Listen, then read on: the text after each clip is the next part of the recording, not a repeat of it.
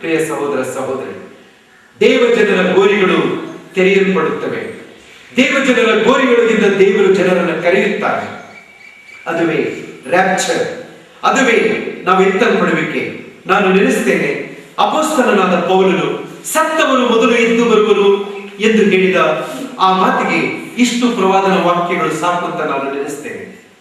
ಒಂದು, ಯೇಸು ಕ್ರಿಸ್ತನು ಸ್ವತಃ ಎಬ್ಬಿಸಿದ ಲಾಜರ್. ಇಲ್ಲಿ ಪ್ರವಾದಿಯು ಇಸ್ರಾಯೇಲಿನ ಪೂರ್ಣ ವಂಶವನ್ನ ಪುನರುತ್ಥಾನ ಹೊಂದುವಂತೆ ಮಾಡಿ ಇಂಥ ಪುನರುತ್ಥಾನವು ಮುಂದೆ ಇದೆ ಎನ್ನುವುದನ್ನ ನಿರೂಪಿಸುವುದಕ್ಕೂ ಮತ್ತು ಅದನ್ನ ಆ ಪ್ರವಾದನೆಗಳನ್ನ ಆಧಾರ ಮಾಡಿಕೊಂಡು ಎರಡನೇ ಆಗಮನದ ಬಗ್ಗೆ ಪ್ರಸಂಗ ಮಾಡುವ ಪ್ರಸಂಗಿಗಳಿಗೆ ದೇವರಿಗೆ ಮಾತನಾಡಿದ್ದಾನೆ. ಪ್ರಿಯರೇ, ಆದುದರಿಂದ ಪ್ರಿಯ ಸಹೋದರ ಸಹೋದರಿಯರೇ, ಪ್ರವಾದಿಗಳಲ್ಲಿ ನಿಮಗೆ ನಂಬಿಕೆ ಉಂಟು? ಪ್ರವಾದಿಗಳ ಪ್ರವಾದನೆಗಳ ಮೇಲೆ ನಿಮಗೆ ವಿಶ್ವಾಸವಿದೆಯೋ? ವಿಶ್ವಾಸವಿರೋದಾದರೆ ನಮ್ಮ ಪೂರ್ವಿಕರು ಎದ್ದು ಬರುತ್ತಾರೆ. ಒಂದು ವೇಳೆ ಯೇಸು ಕ್ರಿಸ್ತನು ಬರುವುದಕ್ಕಿಂತ ಮುಂಚೆ ನಾನಾಗಲಿ ನೀವಾಗಲಿ ನಿದ್ರೆ ಹೋದರೂ ಸರಿಯೇ, ನೀವು ಎಬ್ಬಿಸಲ್ಪಡುತ್ತೀರಿ. ಅದನ್ನೇ ಅಪೊಸ್ತಲನಾದ ಪೌಲನು ಇಲ್ಲಿ ಬಹಳ ಸ್ಪಷ್ಟವಾಗಿ ಹೇಳುತ್ತಾನೆ ಅಂತ ಹೇಳಿದರೆ, ಮೊದಲು ಅವರು ಸತ್ತವರು, ಆಗ ಕ್ರಿಸ್ತನಲ್ಲಿ ಸತ್ತವರು ಮೊದಲು ಎದ್ದು ಬರುವರು, ಆಮೇಲೆ ಜೀವದಿಂದ ಉಳಿದಿರುವ ನಾವುಗಳು ಎದ್ದು ಬರಬೇಕು. ಪ್ರಿಯ ಸಹೋದರ ಸಹೋದರಿಯರೇ, ಅದಕ್ಕಿಂತ ಮುಂಚೆ ಆತನೊಂದು ಮಾತನ್ನು ಬಳಸಿದ, ಏನಂದ್ರೆ, ಕರ್ತನು ಪ್ರತ್ಯಕ್ಷನಾಗುವವರೆಗೂ ಜೀವದಿಂದ ಉಳಿದಿರುವ ನಾವು ನಿದ್ರೆ ಹೋದವರಿಗಿಂತ ಮುಂದಾಗುವುದೇ ಇಲ್ಲ. ಏನಿದರ ಮರ್ಮ?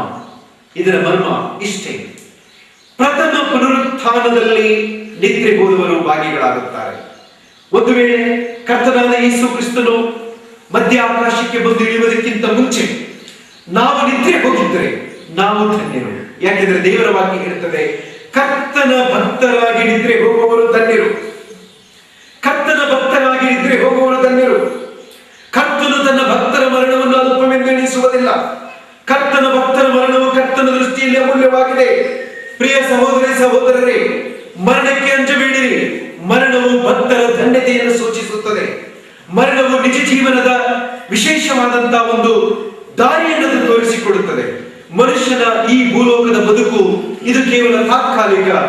ಮರಣಾನಂತರ ಉಂಟಾಗುವ ನಿಜ ಬದುಕೇ ನಿಜವಾದ ಬದುಕು. ಪ್ರಿಯರೇ, ಆದುದರಿಂದ ನಾವು ಧನ್ಯರು. ಕ್ರಿಸ್ತ ಯೇಸು ಬರುವುದಕ್ಕಿಂತ ಮುಂಚೆ ನಿದ್ರೆ ಹೋದ ಭಕ್ತರು ಧನ್ಯರಾಗಿದ್ದಾರೆ.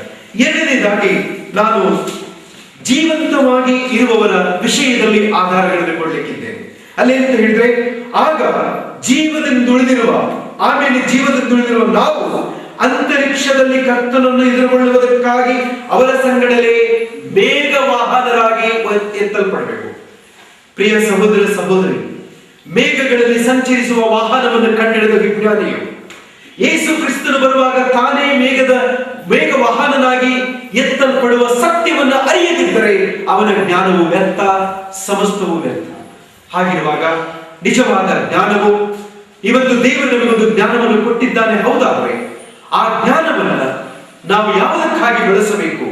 ಅದನ್ನ ನಿಜ ಸತ್ಯಗಳನ್ನ, ಸತ್ಯಾಂಶಗಳನ್ನ, ಬದುಕಿನ ಮೌಲ್ಯಗಳನ್ನ ಅರಿತುಕೊಳ್ಳುವುದಕ್ಕಾಗಿ ಬಳಸಿದರೆ ಮತ್ತು ಮುಂದೇನಾಗುತ್ತದೆ ಎನ್ನುವ ಸಂಗತಿಗಳನ್ನು ಗ್ರಹಿಸಿಕೊಳ್ಳುವುದಕ್ಕಾಗಿ ಬಳಸಿದರೆ ಆ ಜ್ಞಾನವು ನಮಗೆ ಪ್ರಯೋಜನಕಾರಿಯಾಗಿದೆ. ಒಂದು ವೇಳೆ ಈ ಲೋಕದಲ್ಲಿರುವಂತಹ ಮಹಾಜ್ಞಾನಿಗಳು, ವಿಜ್ಞಾನಿಗಳು, ವಿಮಾನಗಳನ್ನು ಕಂಡುಹಿಡಿದಂಥವರು, ಮೇಘಗಳಲ್ಲಿ ಸಂಚರಿಸುವಂತಹ, ವಾಯುಮಂಡಲದಲ್ಲಿ ಸಂಚರಿಸುವಂತಹ ವಾಹನಗಳನ್ನು ಕಂಡುಹಿಡಿದಂತ ಆ ವಿಜ್ಞಾನಿಗಳು ತಾನೇ ಸ್ವತಃ ಮೇಘ ವಾಹನರಾಗಿ ಎತ್ತಲ್ಪಡುವ ಮಾರ್ಮಿಕ ಸತ್ಯವನ್ನು ಅವರು ಅರ್ಥ ಮಾಡಿಕೊಳ್ಳದೆ ಹೋದರೆ, ನಂಬದೆ ಹೋದರೆ ಆ ಜ್ಞಾನವು ವ್ಯರ್ಥವೇ ಸರಿ. ಆದರೆ ದೇವರ ವಾಕ್ಯದಲ್ಲಿ ನಾನು ನಿಮಗೆ ತಿಳಿಸಲಿಕ್ಕಿರುವಂತಹ ಒಂದು ಇನ್ನೊಂದು ಅಮೂಲ್ಯವಾದ ಸತ್ಯ ಏನೆಂಬುದಾಗಿ ಹೇಳಿದರೆ, ಜೀವಂತವಾಗಿರುವವರು ಎತ್ತಲ್ಪಡುವುದರ ಪ್ರವಾದನೆಗಳು ಮತ್ತು ಅದರ ನೆರವೇರುವಿಕೆಗಳನ್ನು ನಾವು ಆಲೋಚನೆ ಮಾಡೋಣ. ದೇವರ ವಾಕ್ಯದಲ್ಲಿ ಆದಿಕಾಂಡ ಪ್ರವಾದನೆ ಪುಸ್ತಕ 5ನೇ ಅಧ್ಯಾಯ ವಚನ 24ರಲ್ಲಿ ಅದ್ಭುತವಾದಂತಹ ಒಂದು ವಚನದಲ್ಲಿ ಬರೆಯಲ್ಪಟ್ಟಿದೆ. ಆ ವಚನವು ಏನೆಂದ್ರೆ, ಹನೋಕನ ಅಲ್ಲಿ 10 ಮಹಾತಲೆಗಳು ಬರ್ತದೆ. 10 ಮಹಾತಲೆಗಳಲ್ಲಿ ಕೊನೆಯ ತಲೆ ನೋಹನನಾಗಿದ್ದಾನೆ.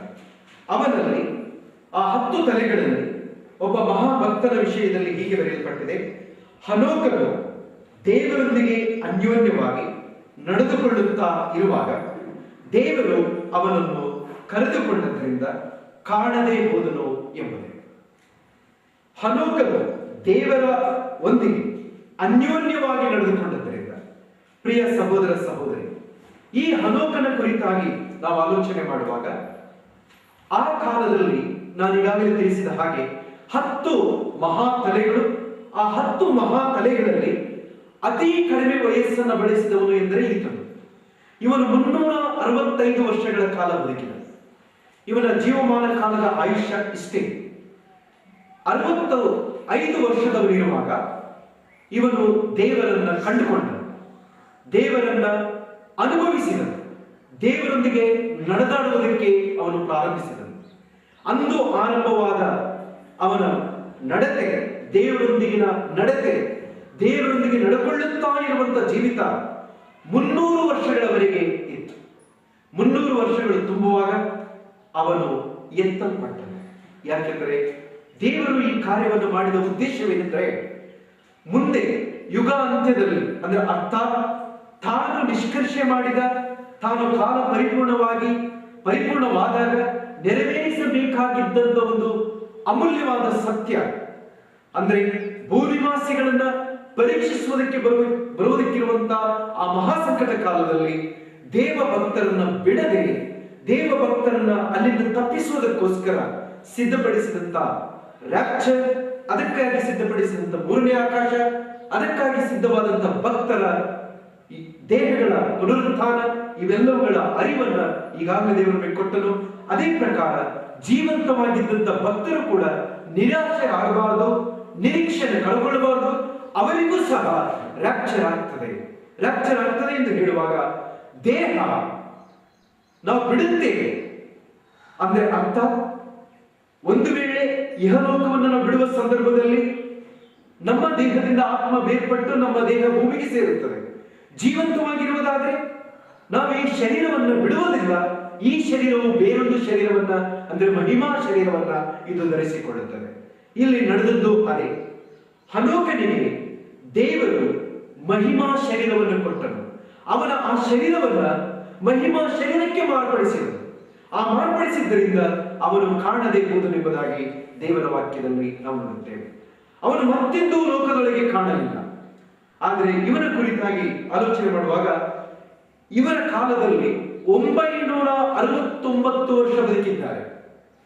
ಈ 10 ಮಹಾ ತಲೆಗಳಲ್ಲಿ 969 ವರ್ಷ ಬದುಕಿದ ಮೆತೂಷೆಲನು ಇನ್ನೊಂದು 31 ವರ್ಷ ಕಳೆದಿದ್ರೆ 1000 ವರ್ಷ ಒಬ್ಬ ಮನುಷ್ಯ ಬದುಕಿದಂತೆ ಆಗುತ್ತಿತ್ತು. ಅಂದ್ರೆ ಇದರ ಅರ್ಥ, ಇನ್ನೊಂದು ಅರ್ಥದಲ್ಲಿ ಹೇಳುವುದಾದ್ರೆ, ಯೇಸು ಕ್ರಿಸ್ತನ 1000 ವರ್ಷದ ಆಳ್ವಿಕೆಯಲ್ಲಿ 1000 ವರ್ಷದ ಕಾಲ ಈ ಭೂಮಿಯ ಮೇಲೆ ದೇವಜನರು ಬದುಕುತ್ತಾರೆ ಎನ್ನುವುದರ ಇನ್ನೊಂದು ಪ್ರವಾದನೆ.